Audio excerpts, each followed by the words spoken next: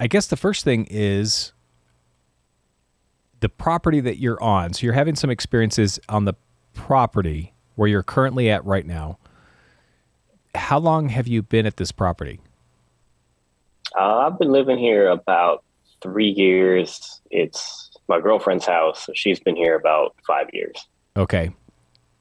And what you're about to tell us, is this the first incident that's ever happened on the property, or is it something that has been an ongoing situation?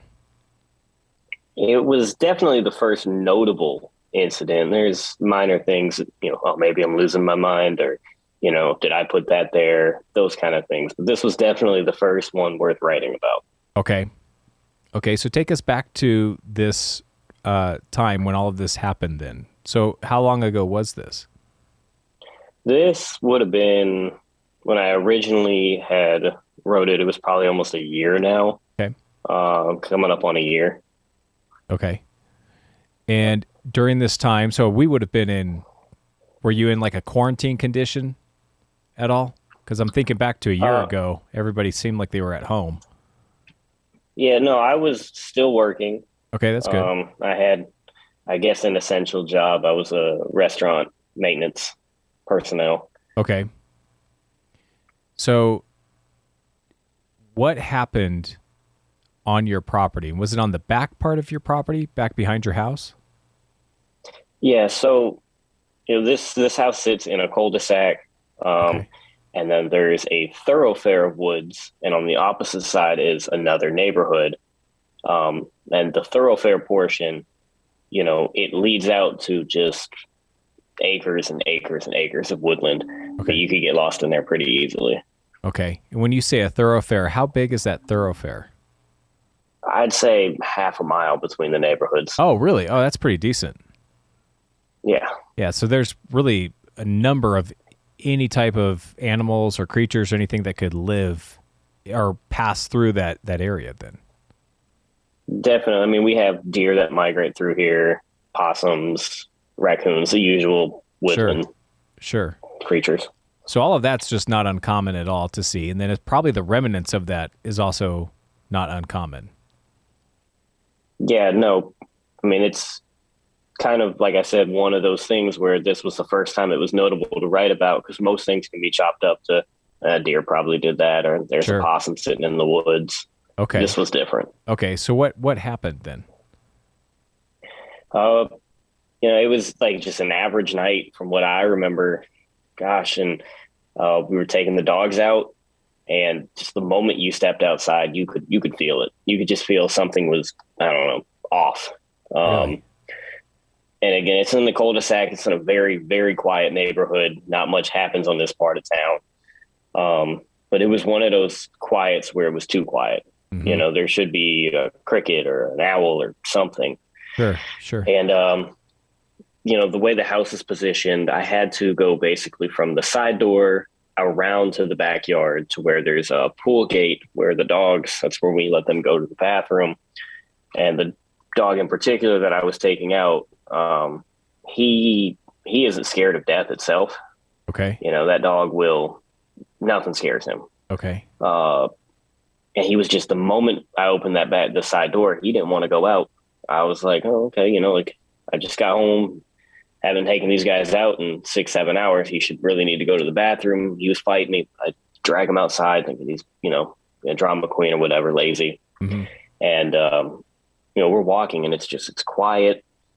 And as I continued to walk, I could hear what I thought was my own footsteps, but it was like a second after the fact. Like something was walking with me, matching my steps. Really?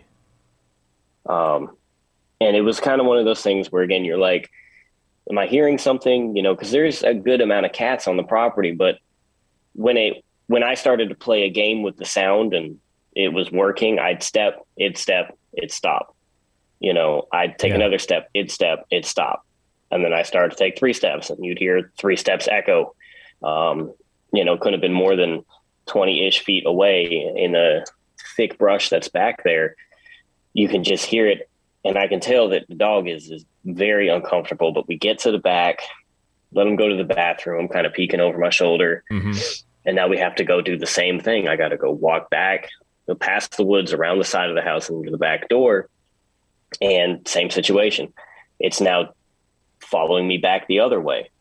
And you can't really see back there at nighttime because the lights from the house just don't illuminate it well enough to tell you what's back there. Mm-hmm. But the side door has a big old LED light on it. And there's a little clearing that leads to a small little utility shed. And I remember he saw it first. We were getting ready to make that final corner around the shed that's attached to the side of the house. And he sees something to the right. I look, and there was a black mass that just passed right in front of the shed. And you could tell that like the light from the side door was illuminating the shed enough to see what I could only describe as like missing texture. Mm-hmm. Like it was blacker than black. And the moment he saw it, and it had to have been, 8, 9, 10 feet tall because it was taller than the shed. Really? But the moment that he saw it, he took off running to the back door faster than I've seen that dog run in his entire life. And I was not far behind him. Really? Okay, so the shed, how tall is the shed? I'd say the shed, I'm 5'8", so like I said, I'd like to say the shed's, 7 or 8 feet tall. Okay. At its peak. Okay. But this extended past the top of the shed. Yeah, you could definitely tell. I kind of explain how shadows work, but like it completely covered the top of the shed and then some. Right. Yeah. Okay. So just so everybody understands, then you're seeing this against the shed. That's how you know that that shadow is there, and it's blocking out all of that light that's up against that shed. So it's just this black object or shadow mass. Yeah, the mass going across. Okay. But you could still see the top of it, essentially. You could see where it would go up. You could see that movement, because I think people need to understand that even our eyes can still pick up darkness. There's variants of darkness. So even if it's dark outside and there's still a shadow, you're going to see it's not just going to end at the top of the shed. It's going to continue up. You'll still be able to see part of that. So that's how you were able to gauge that it was about 9 feet tall. Mm-hmm. I mean, there's, you see it during the day. Mm-hmm. I walk past it every day. You see it at nighttime.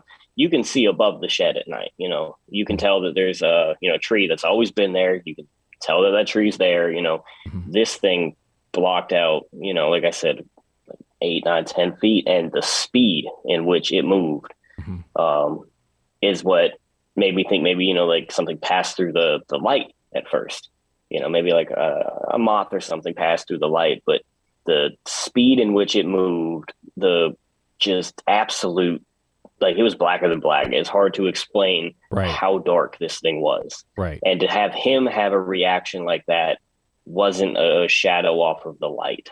He, again, isn't scared of anything, and that dog took off running. Well, and I think that is a good point to bring up, too, is that dogs have really excellent night vision.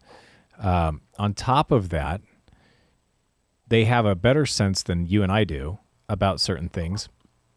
And I've never known a dog, especially when I've been outside, and I know what you're saying about the moth. When bugs tend to fly against like a spotlight or something to that effect, it'll tend to create a bigger shadow on whatever object that light's hitting. I get that. But dogs don't usually react to that. I've never known that before. If you're outside and there's bugs. You don't react to that type of a thing. So there was something there. Your dog saw it. So you guys both ran back in. So what happened after that? Did anything kind of, was there any kind of sound after that? Was there any kind of incident that happened after you guys went back in? Well, I got him inside, and I went and I, against my better judgment, knowing how crazy it sounded, I told my girlfriend about it, and she kind of laughed it off as, it's probably a creature or something. She made a good point. Our neighbor at the to the if you're looking at the house to the left of the house in the cul-de-sac, he has 5 or 6 dogs. Okay. So we went out there to the front yard at this point, walked into the side yard where the wood line is still there, and we both can hear like rustling, crunching of the leaves, something's pacing. Really?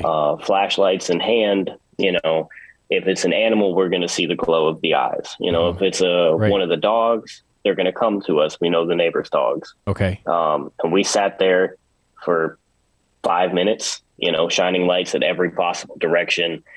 And the moment that we could continue to hear it almost start to get closer and closer, she backed off of the wood line. I stayed there to, again, try to rationally play this one off, raccoon or something, but didn't matter how many lights, how many directions we shine the light in.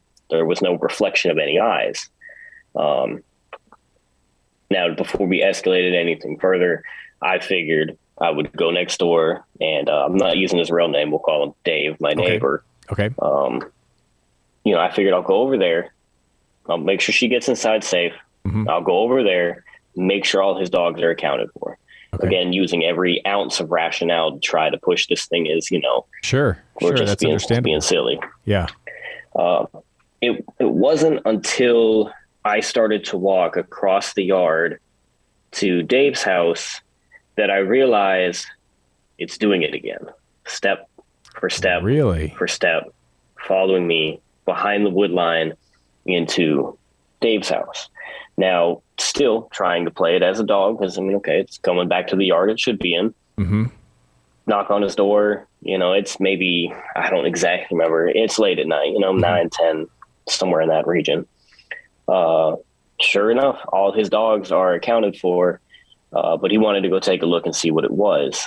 Dave's a hunter. He's, in his 50s. He's been hunting all his life. Okay. So we're out in his backyard at this point, and I don't know if I'll be able to get a picture of his backyard clearly enough, but if you think, back there is thick behind my portion of the woods, his is 10 times worse. Really? Okay.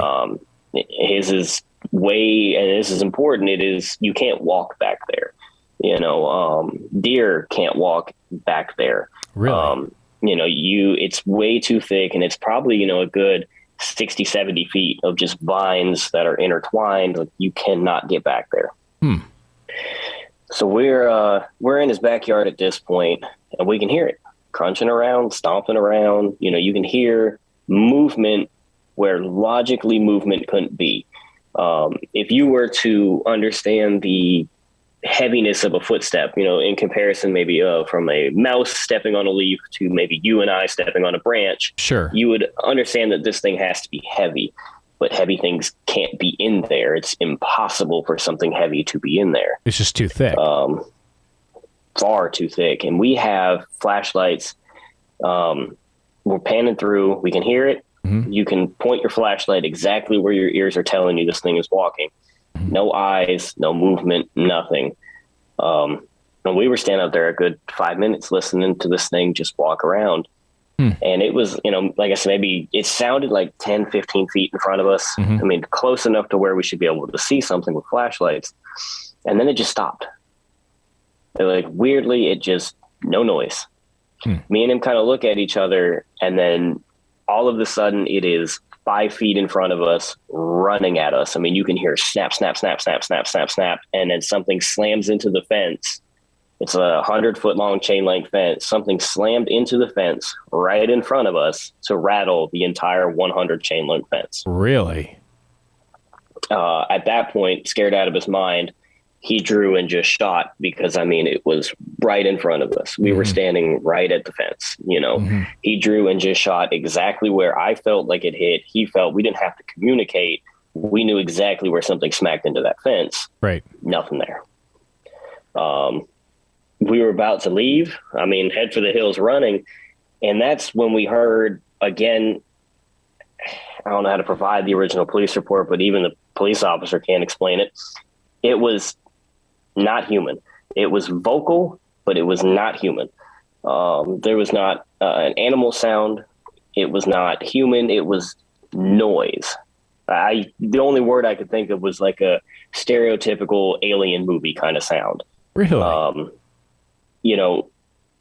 some people have thrown out, is Latin a good idea? I can't describe it, neither can he. And for someone who spends all their time in the woods and to tell me he can't describe what that sound was, good enough for us to get up on out of there. Now, when you say police report, what do you mean? Yeah, so once we had, I ran.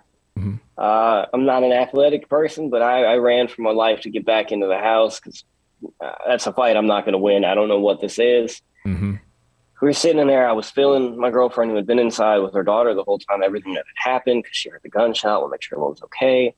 I filled her in on everything that happened. And from behind Dave's house, kind of in the middle of our two houses in the woods, you hear a massive explosion. It's rattled the windows, the lights flickered, and it wasn't just us. It was everybody in the neighborhood went through that. And quite a few people confirmed that it sounded like it was coming from this cul-de-sac behind these houses. Neighbors that live a few streets down yonder, to the point where the police were now called out. And since it was our houses, we explained to them, what we had gone through. And when they asked us originally where we believe the incident took place, and we explained to them the woods behind the house, it stopped being so much as police work and more of, oh, hey, we got to go. They were not interested whatsoever. No flashlights, not even standing at the edge of the woods. They took the report and they got out of there and did not come back. Really? So was this the only incident that this has ever occurred?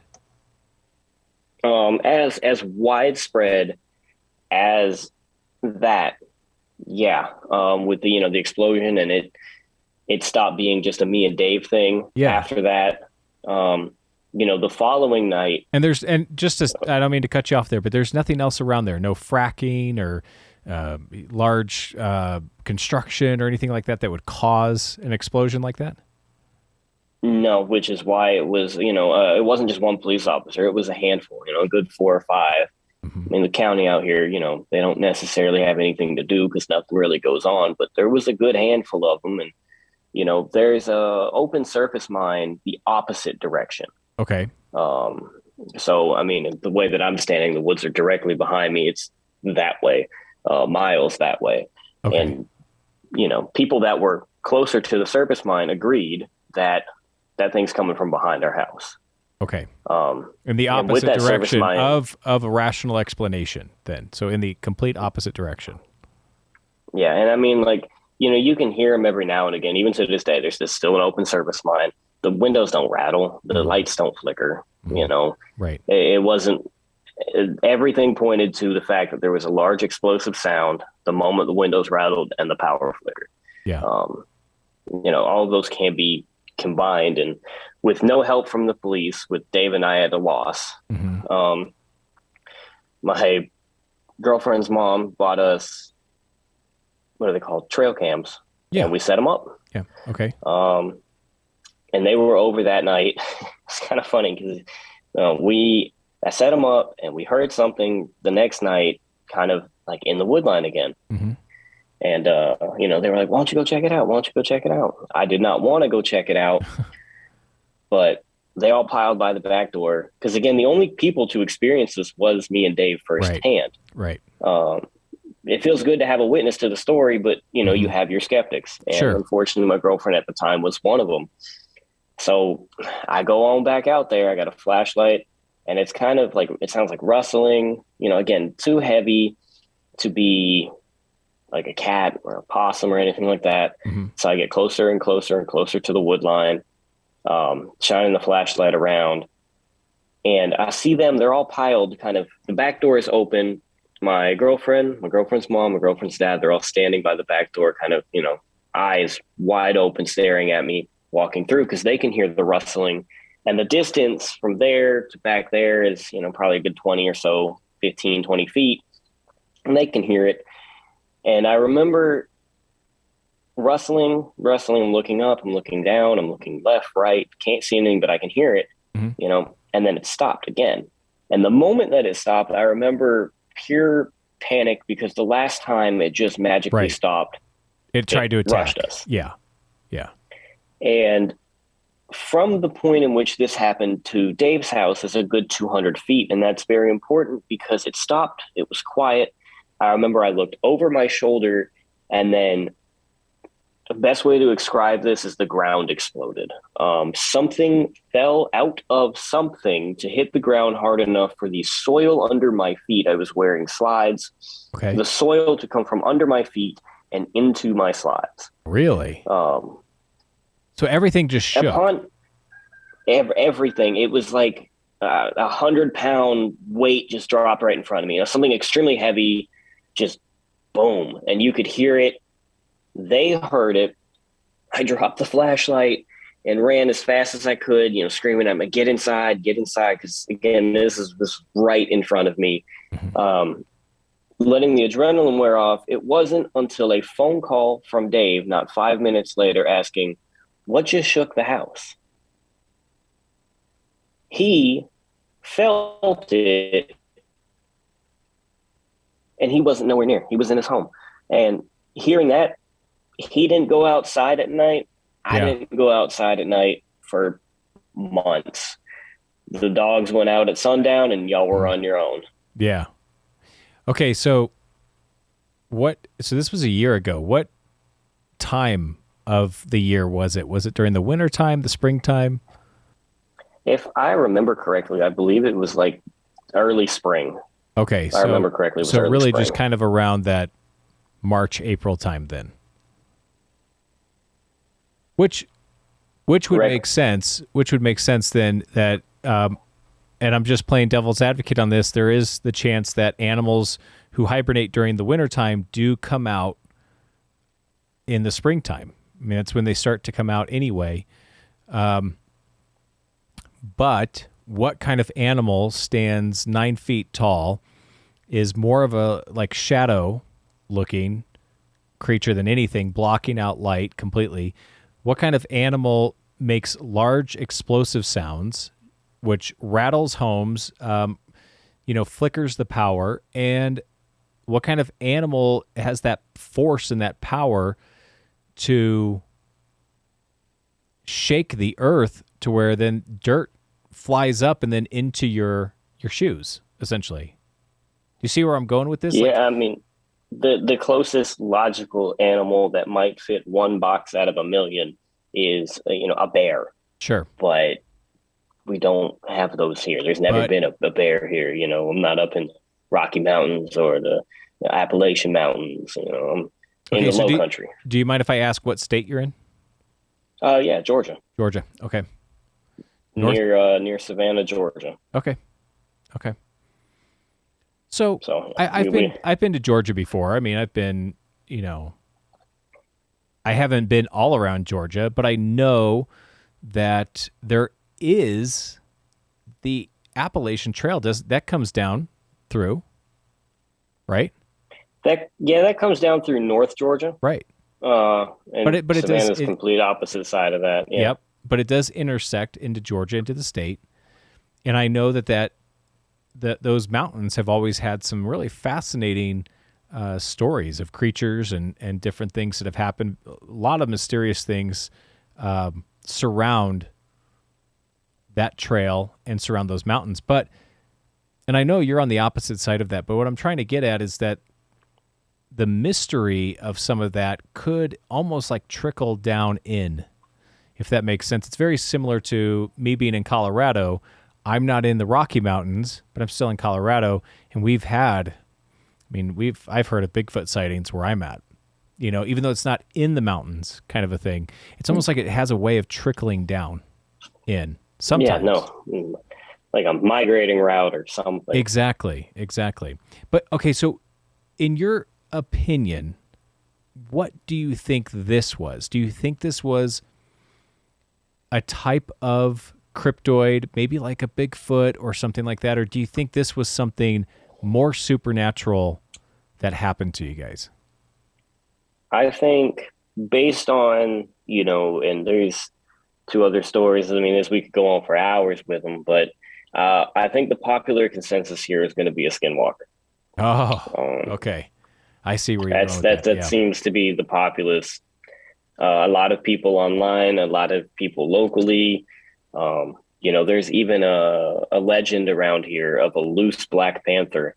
Really? Uh, it was big a couple, like 10 years ago, and you'll get a pop up picture every now and again, every year or three, of someone seeing a Black Panther in their yard or some crazy animal that shouldn't be there. Hmm. And those are all, surrounding this area, would make me believe that sounds like some skinwalker activity. Yeah, I agree with that.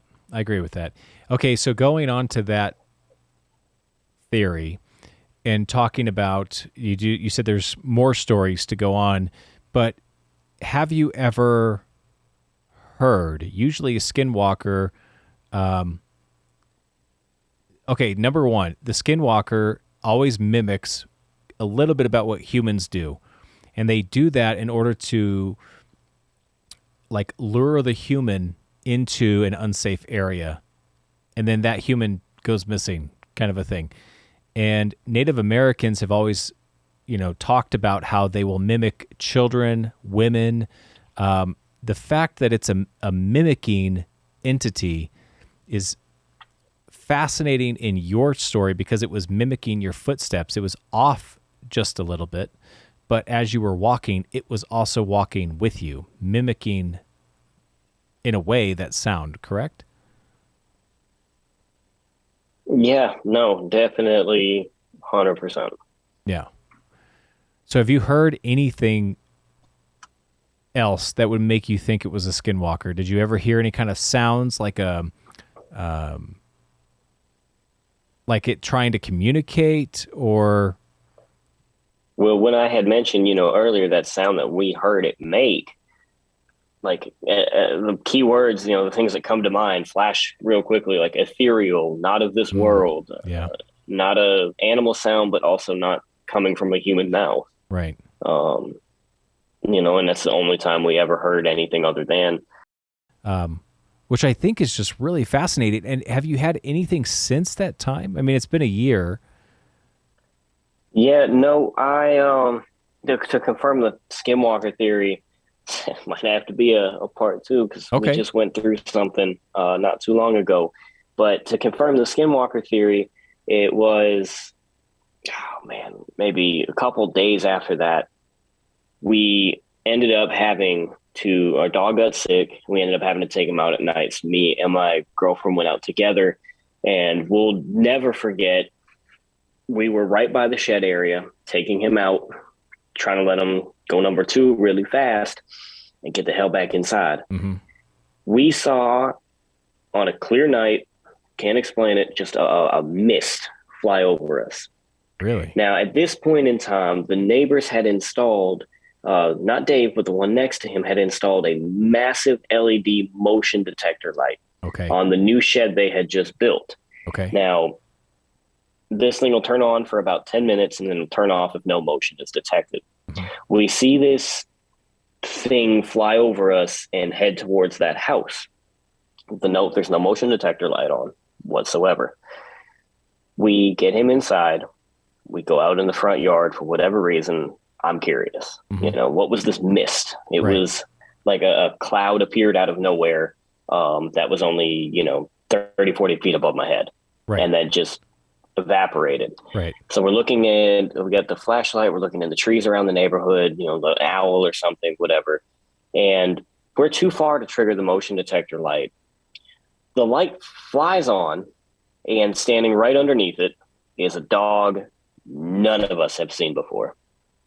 There's just a dog standing there. Now, the problem with this is that dog would have had to have been standing there perfectly still for 10 minutes for that light to turn off. Right. No, that dog appeared there. Wow. And because again, we're very familiar with these neighbors on the cul-de-sac. We're very familiar with dogs that get out from down the road. Sure. We do our best to bring them back. I'd say we're all fairly close enough to know, oh, this is this person's animal. Oh, sure. No, I completely agree. And just to give everybody a heads up, I'm sure you live in a very close knit community. I'd say for the most part, I know, on this one-way street to a cul-de-sac, out of maybe 20 houses, I know 15 of them personally. Yeah. So, and I'll never forget, the light kicks on. We see this dog. It's a black dog. At first, we're like, okay, that's Dave's dog. Wait a minute. No, that's not. That's its legs are too long. Like he has labs. This thing was like skinny and still trying to wrap how this light turned on in the first place because I don't know a dog that can sit still in the middle of the night for no reason under a very sensitive. Like the wind blows, this thing will turn on. Oh, sure. Right? It's annoyingly oversensitive. Sure. And you're telling me this dog sat molecule perfect still for 10 minutes for the light to kick off, only for all of a sudden it to turn on. But there's a dog there. And I'm looking at it. She's like, oh, it's just a dog. It's whatever. But I'm like in a trance, almost staring at this thing, trying to wrap my head around like how. I want a logical explanation as to what I'm looking at. And I'll never forget the dog walked the opposite way of the cul-de-sac with his head turned towards me. It never looked where it was going. And I could see, because I had the flashlight on it, I could see the beam of its eyes locked into mine as it kept going down the street. And I remember I told her to come back. I looked for 3 seconds. Hey, you should come back over here. Looked, gone. No way. That's crazy. Well, now that makes a little bit more sense to your Skinwalker theory. And a lot of people will understand that. Some people won't. And I suggest that anybody who's listening or watching right now, research a little bit of the Skinwalkers because it is a fascinating subject. It is something that we still even do not fully comprehend what they are. But it does sound just like a lot of those stories that you hear where they shapeshift. They mimic and they shapeshift, and they're very powerful creatures. And some people would even say that they're interdimensional. I know there's a place called Skinwalker Ranch, which is really popular up near Wyoming and Utah. And I have a lot of friends. I actually have a friend who knows the owner of Skinwalker Ranch, and they've been up there many times, and they say that it's just the most scary phenomenon that you've ever witnessed is these kind of things. So I could just imagine what you went through and what you've been going through. Do you think that now that we're into spring, you might have another visit this year? I'd be lying if I said we already didn't. Due to time constraints and maybe the graphic nature of the story, I'd like to maybe take a breather for a part 2 down the road. Yeah, the story is pretty graphic, but let's do that. Definitely, I want to make sure it's okay to share because, like I said, it's gross. Okay, let's do that. There's some dead animals involved and stuff like that. So okay, all right. Well, let's do that then. Let's plan for a part 2 on this. I want to thank you for watching this video. I really hope that you enjoyed it. We talk about a lot of crazy stuff here, so if you want to hear more, just like and subscribe to the channel. It would really help us out a lot. And plus, if you have a crazy story, whether it be an alien abduction, near-death experience, or something of the paranormal, or a glitch in the matrix, please let us know. Share it in the comments. We'd love to have you on the show.